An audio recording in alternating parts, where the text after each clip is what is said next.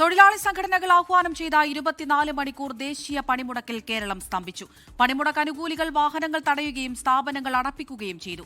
സർക്കാർ ഓഫീസുകളിൽ ഹാജർ നില കുറവായിരുന്നു. സെക്രട്ടേറിയറ്റിൽ 10% ജീവനക്കാരാണ് ഹാജരായത്. വിവിധയിടങ്ങളിൽ തൊഴിലാളി സംഘടനകൾ പ്രതിഷേധ പ്രകടനങ്ങളും നടത്തി.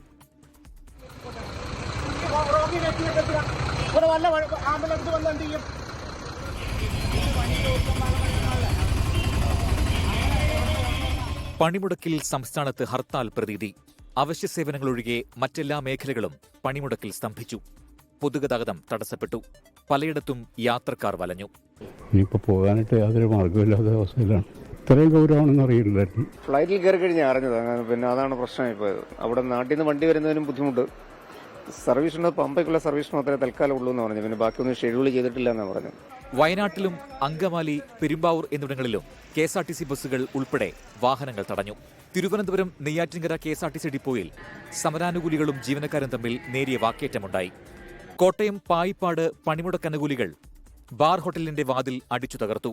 ജീവനക്കാരെ മർദ്ദിച്ചതായും പരാതിയുണ്ട്. തിരുവനന്തപുരം പോത്തൻകോട് പോസ്റ്റ് ഓഫീസും സ്വകാര്യ ധനകാര്യ സ്ഥാപനവും സമരക്കാർ അടപ്പിച്ചു. കൊല്ലം പുനലൂരിലും വയനാട് കൽപ്പറ്റയിലും ബാങ്കുകളും ധനകാര്യ സ്ഥാപനങ്ങളും തുറക്കാൻ സമരക്കാർ സമ്മതിച്ചില്ല. പത്തനംതിട്ട കലഞ്ഞൂർ പഞ്ചായത്തിൽ ജോലിക്കെത്തിയ ജീവനക്കാരെ പ്രതിഷേധക്കാർ തടഞ്ഞു. നമുക്ക് രാഷ്ട്രീയമില്ല. ഞാൻ വന്നപ്പോഴേ ഞാൻ നിങ്ങളോട് പറഞ്ഞു രാഷ്ട്രീയമില്ല.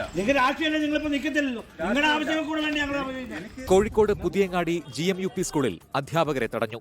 സ്കൂൾ ഗേറ്റിൽ CITU പ്രവർത്തകർ കൊടികുത്തി. Thiruvananthapuram Nedumangad government higher secondary സ്കൂളിൽ സമരാനുകൂലികൾ അധ്യാപകരെ പൂട്ടിയിട്ടു. ഡയസ്ഡോൺ പ്രഖ്യാപിച്ചെങ്കിലും സർക്കാർ സ്ഥാപനങ്ങളിൽ ഹാജർ നില കുറവ്. 4600-ലധികം ജീവനക്കാരുള്ള സെക്രട്ടേറിയറ്റിൽ ഇന്ന് ഹാജരായത് 10% പേർ. ജോലിക്കെത്തിയവരെ തൊഴിലാളി സംഘടനകൾ തടഞ്ഞില്ല. വിവിധയിടങ്ങളിൽ തൊഴിലാളി സംഘടനകൾ പ്രതിഷേധ പ്രകടനം നടത്തി. ലോക് ഭവനിലേക്ക് സംയുക്ത ട്രേഡ് യൂണിയന്റെ ആഭിമുഖ്യത്തിലായിരുന്നു പ്രതിഷേധ മാർച്ച്.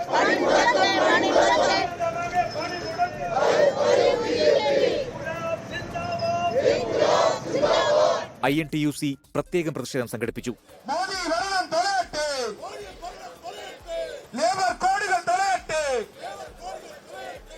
വിവിധ ബ്യൂറോകൾക്കൊപ്പം 24 തിരുവനന്തപുരം. ലോകത്തെവിടെയായാലും ഏത് സമയത്തും 24 വാർത്തകളും ഓഗ്മെന്റഡ് റിയാലിറ്റി പാക്കേജുകളും എക്സ്പ്ലെയിനറുകളും വിശദമായി കാണാൻ ഞങ്ങളുടെ YouTube ചാനൽ നിങ്ങൾക്ക് സബ്സ്ക്രൈബ് ചെയ്യാം.